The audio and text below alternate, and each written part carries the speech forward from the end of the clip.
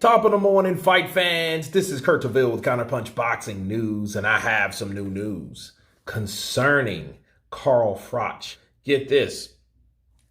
Carl Froch predicts Zhilei Zhang versus Anthony Joshua, and he had this to say. He said, "What a great fight." He said, "I think that's a close fight. That could go either way.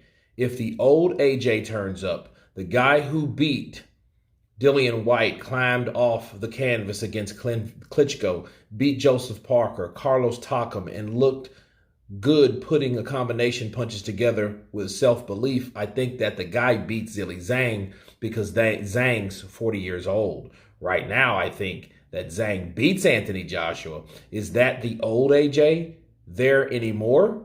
In my opinion, no. Tony Bellew always says if Anthony Joshua is forced to fight, if Deontay Wilder or Zhang comes for him, he will be forced to respond. That could be the case, and that would be interesting." He said, "Great fight. I just think Zhang would be the favorite. Hopefully, I'm wrong." Those are the words of Carl Froch, and let me counterpunch. Well, it's kind of funny that that's the slogan, and I say, I like to be wrong in a lot of situations. But I do agree with Carl Froch as far as the momentum.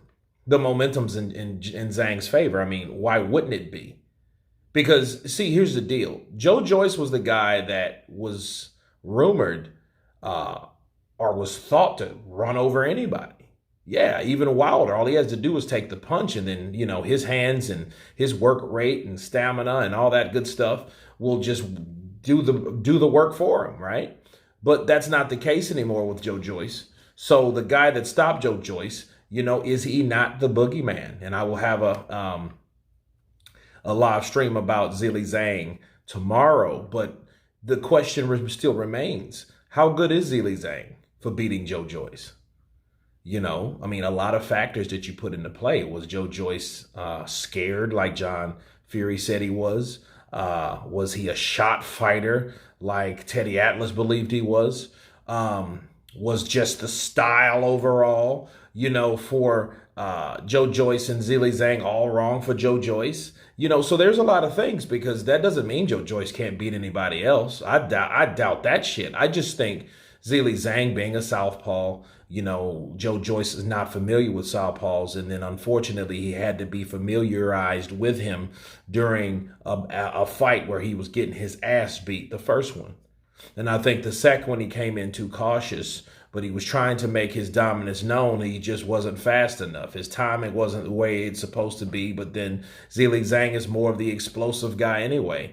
He has the momentum, and he does have the knowledge of knowing that he can hurt Joe Joyce. So why am I saying this about Zhang? Well, saying all this about Zhang, that gives Zhang the rumored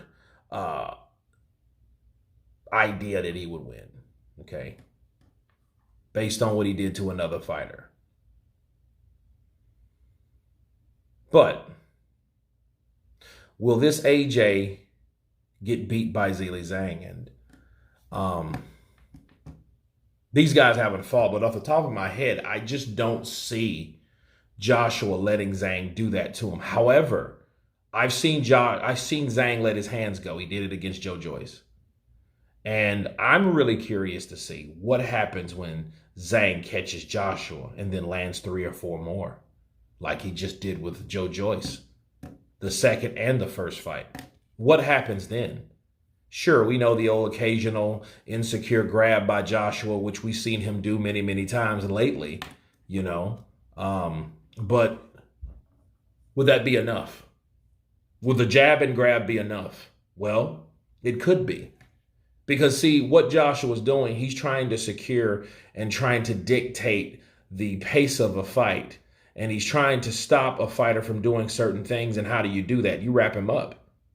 The same thing Anthony Joshua was doing is the same thing Klitschko did for years.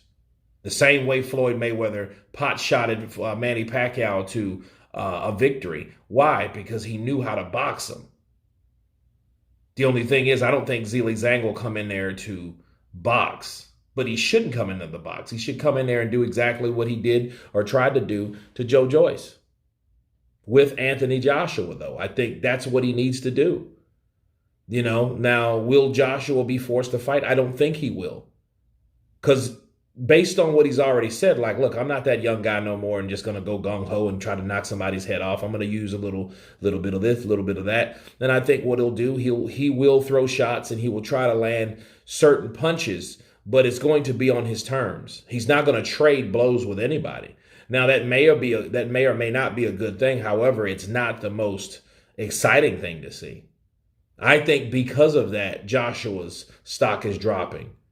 Do you guys know the highest amount of money that he's ever made in a fight? It was the rematch with Andy Ruiz. Why? Because the first fight did give us action. Yeah, he got his ass whooped, but he also dropped the guy. So, if anything, Joshua was known for that guy to fight. Well, after that second fight was over, people started looking at Joshua. Okay, he's kind of timid. And most importantly, he's not performing the way we known him to perform.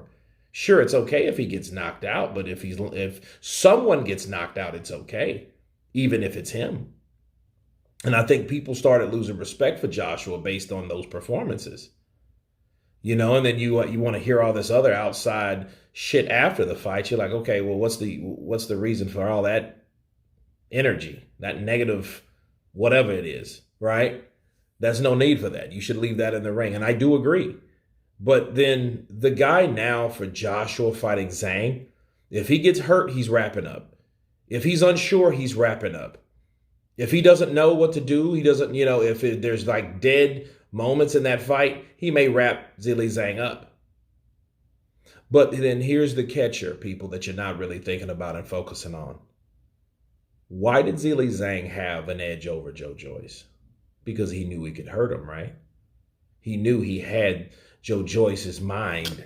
He knew he had his mind because he knew, I can drop this guy, and I hurt him badly the first fight. That's why the second fight was so easy. Well, based on that, people, based on that same logic, Joshua had Zhilei Zhang down. Aha, counterpunch. And he had him down.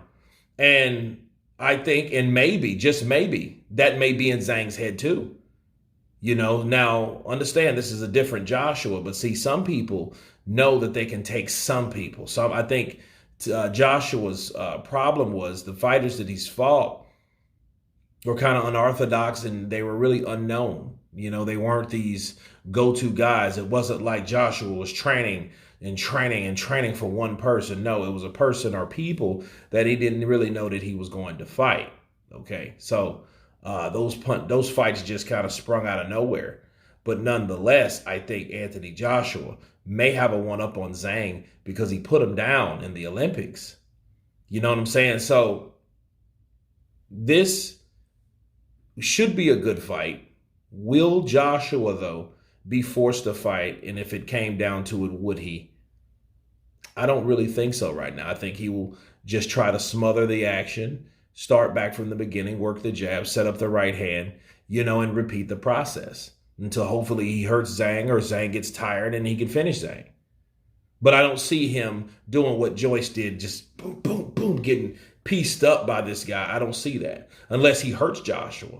Then if you hurt a person, yeah, that's open season. But I just don't see that. You know what I mean? But it's a great fight. And it is a surprise as I jump off of here to hear Carl Froach talk somewhat positive about Anthony Joshua. You know what I mean? So that's a surprise by itself right there, guys. You all tell me what you think of Carl Froach's prediction between Zhilei Zhang and Anthony Joshua. Of course, please subscribe. And you guys been Counterpunch. Peace!